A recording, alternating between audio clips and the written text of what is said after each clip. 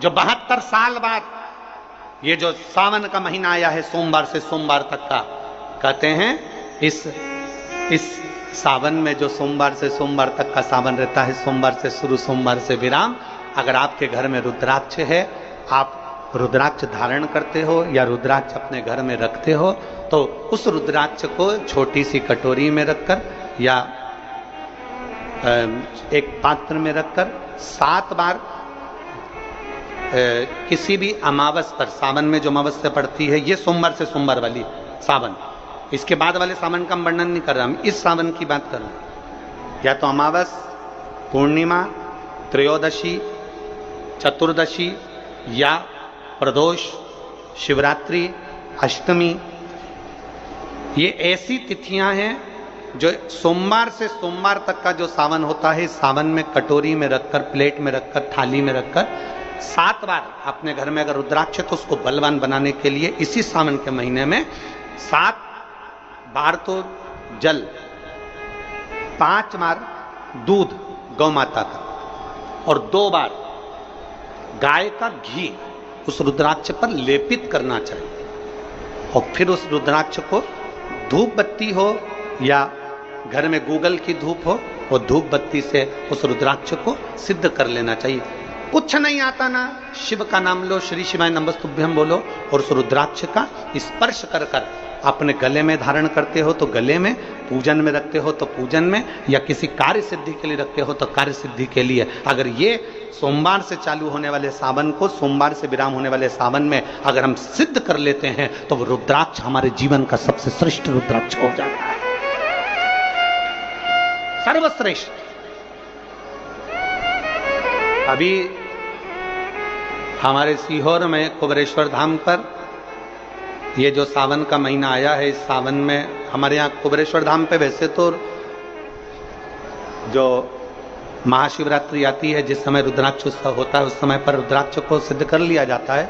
पर जो सावन ये आया है, इस सावन में हमारे यहाँ प्रतिदिन बाबा के रुद्राक्ष को सिद्ध करते हैं। प्रतिदिन नियम है रुद्राक्ष पर जल चढ़ाना, दूध चढ़ाना, घृत लगाना और बाबा के रुद्राक्ष, क्योंकि इतने भक्त आते हैं उनके लिए वो रुद्राक्ष सिद्ध हो जाता है।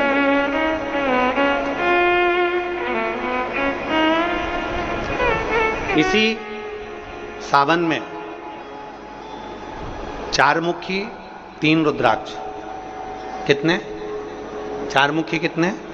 3। 5 मुखी रुद्राक्ष 3 और 6 मुखी रुद्राक्ष 3। इनके बीच में सवा गांठ लगाई जाती है। 4 रुद्राक्ष कितने? जल्दी बोलो। 4 मुखी रुद्राक्ष कितने? 3। 5 मुखी रुद्राक्ष कितने? 3। 6 मुखी रुद्राक्ष कितने? 3। इनके बीच में सवा गांठ लगाई जाती है। मतलब एक गांठ पूरी लगाई जाती है, फिर आधी गांठ लगाकर फिर रुद्राक्ष को डाला जाता है लाल धागे में, फिर सवा गांठ ऐसी चलती है। 9 रुद्राक्ष होते हैं कुल टोटल। अगर ये 9 रुद्राक्ष को शंकर भगवान के शिवलिंग के पास में रखकर, ये सावन, इसको अन्य सावन में नहीं कर सकते, केवल इसी सावन भगवान शिव के मंदिर में शिवलिंग के पास उसको रखकर 7 लोटा जल, 5 बार दूध और 2 बार घृत अगर लेपन कर दिया जाता है उस माला को, और उसी माला को हम बेलपत्री के पेड़ के नीचे बैठकर अपने गले में अगर धारण कर लेते हैं तो दुनिया का ऐसा कोई कार्य नहीं जो तुम्हारे लिए हो नहीं, पक्के में होकर ही मान। उस रुद्राक्ष का इतना महत्व, ये तुम जो सहज में सुन रहे हो ना, हम फिर कहेंगे दया सिंह, जो हम फिर दया सिंह जी को धन्यवाद देंगे कि ये जो सावन के महीने की कथा लिए दया सिंह जी, ये साधारण नहीं है। दुनिया के लोग भले इसको सहजता में रख लें। 27 जुलाई 1953 में ये सावन आया था, उसके बाद 2024 में ये सावन आया। लोग तरसते हैं इस सावन के लिए कि इसमें हमें रुद्राक्ष को सिद्ध करना है, हमें इसमें बेलपत्र का पान करना है, इसमें हम जो मांगेंगे हमारा बाबा कृपा करने के लिए तत्पर रहता है। ये वो रुद्राक्ष का आनंद उठाते हैं। मैं धन्यवाद देता हूं दया सिंह जी आपको बहुत बहुत, और पूरी समिति को। शिव मंदिर में जैसे आप लोग जाते होंगे शंकर जी के मंदिर में, तो ये तो शिवलिंग हो गया, ये जलाधारी हो गई, ये जलाधारी है, ये शिवलिंग है। और जलाधारी और शिवलिंग के यहां शिवलिंग से लेकर जहां से पानी नीचे गिर रहा है, आप पानी यहां चढ़ाते हो तो ये घूम के यहां से नीचे आ जाता है। आपने जल यहां चढ़ाया शिवलिंग पे तो जल घूमकर यहां से नीचे आ जाता है, इस जगह से नीचे की ओर आ जाता है, इस स्थान से। प्रयास करिए, ये जो सावन आया है 72 वर्ष के बाद, प्रयास करिए कि कितना बड़ा भी रोग है, कितनी बड़ी भी बीमारी है, आप डॉक्टर से इलाज करवाओ, पर ये जो स्थान है अशोक सुंदरी का, इस स्थान पर एक बार अपनी हथेली रखकर देखिए और भगवान शिव से पंचाक्षर मंत्र नमः शिवाय, षडाक्षर मंत्र ओम नमः शिवाय या श्री शिवाय नमस्तुभ्यम स्मरण कर कर देखिए और एक बेलपत्र बाबा की लेकर जहां से पानी नीचे गिरता है उस स्थान पर लगाकर उसी बेलपत्र को खाइए और फिर जाकर डॉक्टर को एक बार फिर जांच करवाइए कि उस रोग में आराम कितना लगा है, उस रोग में अंतर कितना आया। सावन का ये महीना जिसमें आप भगवान शंकर की अविरल भक्ति को धारण कर रहे हो, सोमवार से सावन चालू हुआ और सोमवार के दिन सावन विराम होगा। ऐसा सावन 72 साल के बाद आया। 27 जुलाई 1953 में ऐसा सावन पड़ा था। कितनी तारीख को? जम के बोलो जरा। 27 जुलाई 1953 में ऐसा सावन पड़ा था, जो सावन सोमवार से चालू हुआ था और सावन सोमवार के दिन विराम हुआ था। 72 साल के बाद ऐसा सावन आया है जिसका योग आज है। 27 जुलाई 1953 में ऐसा सावन आया था। अब जरा किस्मत देखिए, आपका भाग्य देखिए रे छत्तीसगढ़ वालों, नजर उतरवा लेना आप कि 72 साल बाद ऐसा सावन आया जो सोमवार से चालू हुआ, सोमवार को विराम हो रहा है। 27 जुलाई 1953 में ऐसा सावन आया था और उसके बाद आज ये सावन 22 तारीख से चालू हुआ और 19 तारीख को विराम होगा और उसमें भी सोमवार से चालू हुआ और सोमवार को विराम हो रहा है। ये शिव भक्ति है, ये अविरल भक्ति, ये भगवान शंकर की अविरल भक्ति है। आपको और हमको प्राप्त हुई है, हमें मिली और तेरी भगवान शिव ने अघोर अस्त्र धारण किया इसी सावन।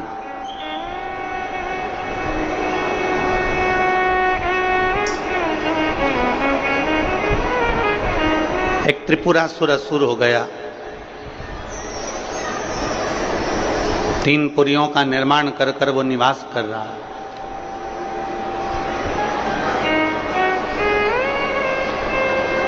बड़ा विचित्र है वो।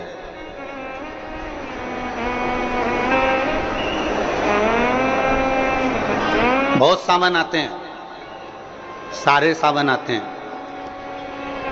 हर वर्ष सावन का महीना आता है, हर वर्ष श्रावण का सोमवार भी आता है, हर वर्ष प्रदोष भी आती है, हर वर्ष शिवरात्रि भी आती है सावन की, हर वर्ष अष्टमी भी आती है, छठ भी आती है, सब तिथियां आती हैं।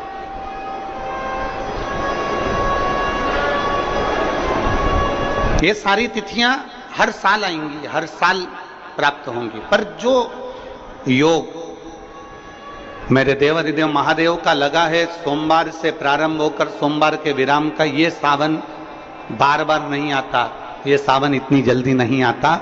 जो 72 वर्ष के बाद 27 जुलाई से 1953 के बाद में आज योग लगा, जो 22 जुलाई 2024 में प्रारंभ हुआ।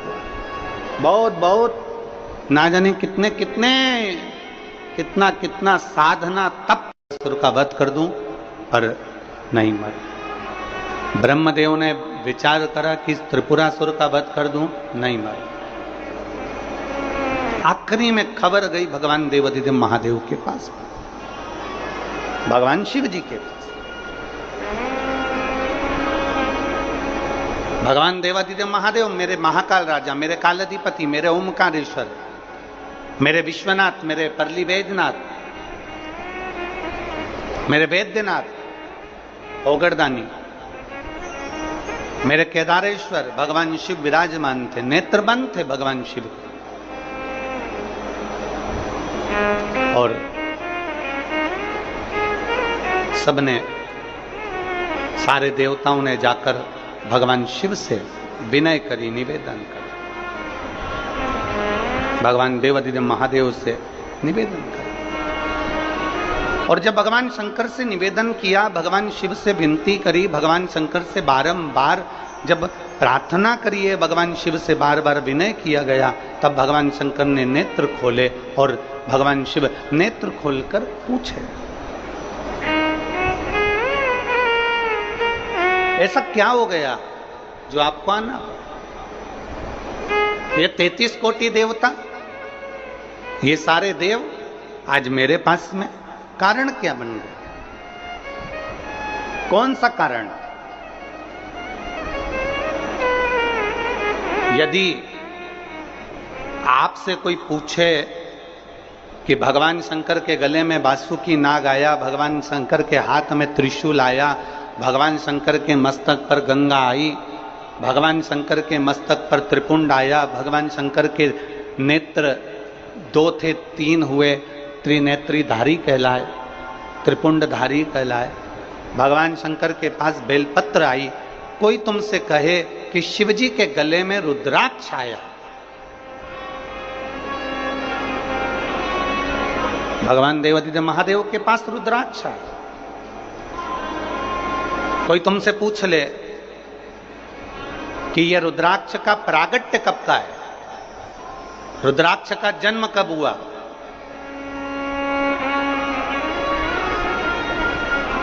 रुद्राक्ष प्रकट कब किया गया,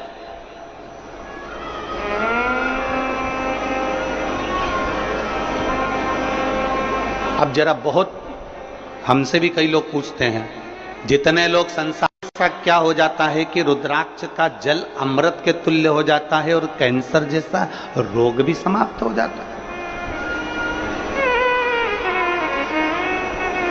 रुद्राक्ष के जल में ऐसा क्या है?